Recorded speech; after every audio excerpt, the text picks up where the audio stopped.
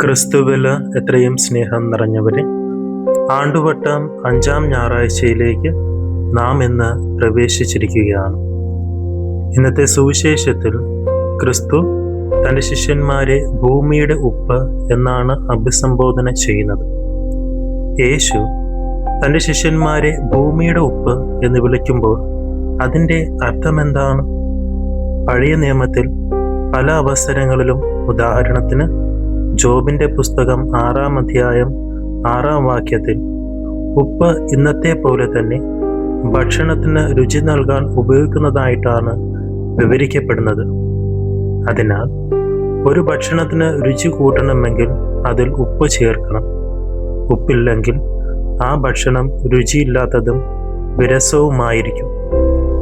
ഇതാണ് യേശു ഇവിടെ പറയുന്നതിൻ്റെ പ്രധാനമായ അർത്ഥം എന്ന് വ്യക്തമാണ്. കാരണം യേശു പറയുന്നത് ശ്രദ്ധിക്കുക. ഉറകെട്ട് പോയാൽ ഉപ്പിന് എങ്ങനെ വീണ്ടും ഉറകൂട്ടും? മറ്റു വാക്കുകളിൽ പറഞ്ഞാൽ അതിന് ഇനി ഒരിക്കലും പ്രയോജനം ഇല്ല. അതിനാൽ പുറത്തേക്ക് വലിച്ചെറിഞ്ഞ് മനുഷ്യരാൽ ചവിട്ടപ്പെടാനല്ലാതെ മറ്റൊന്നിനും അത് കൊള്ളുകയില്ല. എന്നാൽ ഇവിടെ ഒരു വഴിത്തിരിവുണ്ട്. പലരും അത് ചൂണ്ടിക്കാണിച്ചിട്ടുണ്ട്. അതായത്, വളരെ ലളിതമായി പറഞ്ഞാൽ, യഥാർത്ഥ ഉപ്പ് തൻ്റെ രുചി നഷ്ടപ്പെടുന്നില്ല. അതൊരിക്കലും ഉപ്പല്ലാതാകുന്നില്ല. സോഡിയം ക്ലോറൈഡ് ഒരിക്കലും പുറകെട്ട് പോവുകയോ പുറകൂട്ടാനോ പറ്റുകയില്ലെന്നാണ് ശാസ്ത്രം പറയുക. കാരണം ഉപ്പ് അലിഞ്ഞില്ലാതാവുകയാണല്ലോ. മത്തായിയുടെ സുവിശേഷത്തിലുടനീളം നമ്മൾ കാണുന്ന ഒരു ശൈലിയാണ് യേശു തൻ്റെ ഉപമകളിലോ ഉപദേശങ്ങളിലോ പലപ്പോഴും അപ്രതീക്ഷിതമായ ഒന്നോ, ഒരു ആശ്ചര്യമോ അല്ലെങ്കിൽ ഒരു ചെറിയ വഴിത്തിരിവ് ഉണ്ടാകും എന്നത്.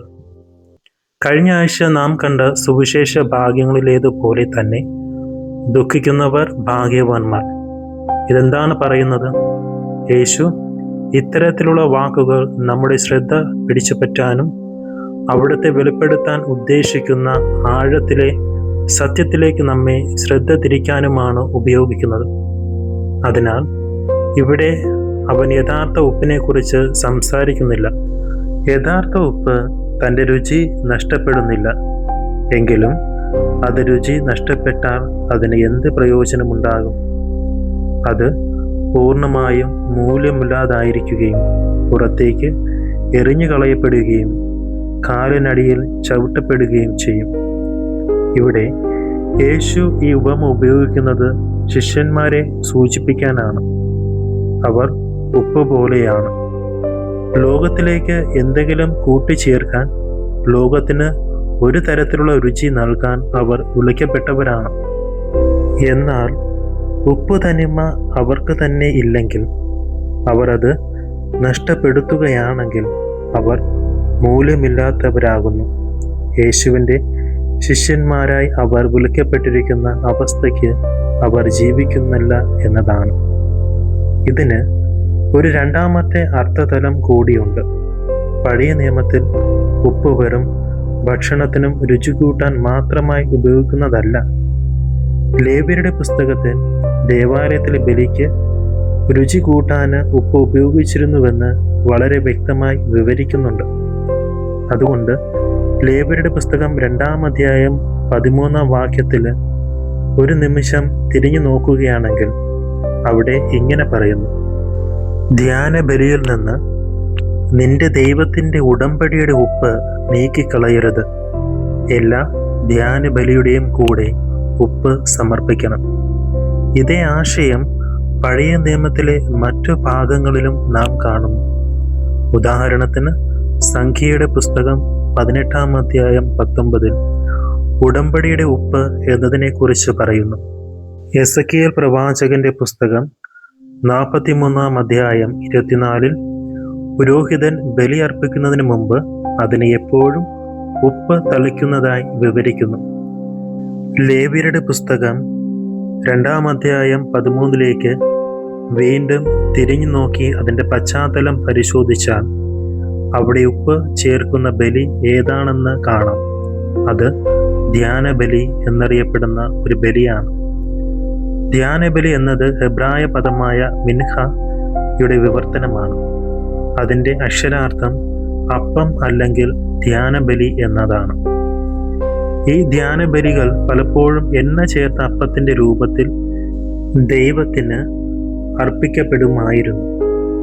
ഇവിടെ ശ്രദ്ധേയമായ ഒരു കാര്യമാണ് ഇവ പലപ്പോഴും അപ്പവും വീഞ്ഞും കൂടെ യാഗപീഠത്തിൽ അർപ്പിക്കപ്പെട്ടിരുന്നു എന്നത്.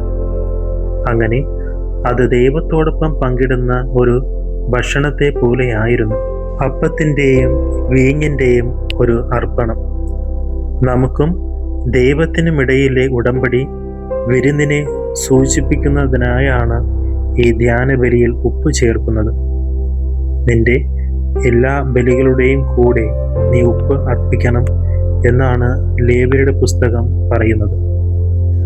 പല പണ്ഡിതന്മാരും പറയുന്നത് യേശു തൻ്റെ ശിഷ്യന്മാരെ ഭൂമിയുടെ ഉപ്പ് എന്ന് വിളിക്കുമ്പോൾ അവൻ സാധാരണ ദിവസേനയുടെ ഭക്ഷണത്തിന് രുചി നൽകാൻ ഉപയോഗിക്കുന്ന ഉപ്പിനെക്കുറിച്ച് മാത്രമല്ല സംസാരിക്കുന്നത്, മറിച്ച് ദേവാലയത്തിൽ ദൈവത്തിന് അർപ്പിക്കപ്പെടുന്ന ഉടമ്പടി ബലികളുടെ ഉപ്പിനോടാണ് ശിഷ്യന്മാരെ ഉപമിക്കുന്നത്.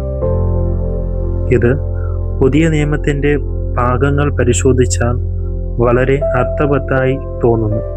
ഉദാഹരണത്തിന് റോമാക്കാർക്ക് എഴുതിയ ലേഖനത്തിൻ്റെ 12-ാം അധ്യായത്തിൽ റോമിലെ ക്രിസ്ത്യാനികളെ അവരുടെ ശരീരങ്ങളെ കർത്താവിന് ജീവിച്ചിരിക്കുന്ന ബലിയായി അർപ്പിക്കാൻ പൗലോസ് വിളിക്കുന്നു.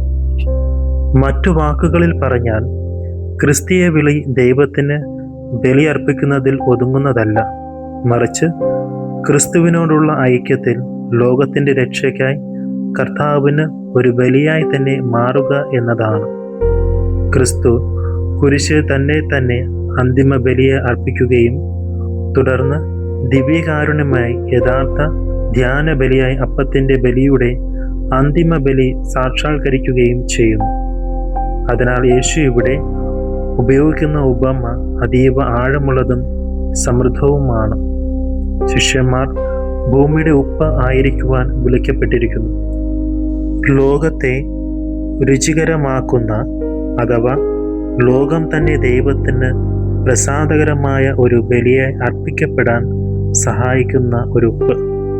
ശിഷ്യന്മാർ അവരുടെ ഉപ്പ് തനിമ നഷ്ടപ്പെടുത്തുകയാണെങ്കിൽ, മറ്റു വാക്കുകളിൽ പറഞ്ഞാൽ അവർ ദൈവത്തോടുള്ള ഉടമ്പടി ലംഘിക്കുകയും അവിടത്തോട് വിശ്വസ്തരായി നിലനിൽക്കാതിരിക്കുകയും ചെയ്താൽ അവർക്ക് ലോകത്തെ വിശുദ്ധീകരിക്കാനും പുതിയ ഉടമ്പടിയുടെ ആരാധനയിൽ ലോകത്തെ ദൈവത്തിന് ഒരു ബലിയെ അർപ്പിക്കാനും ഒരിക്കലും സാധിക്കുകയില്ല.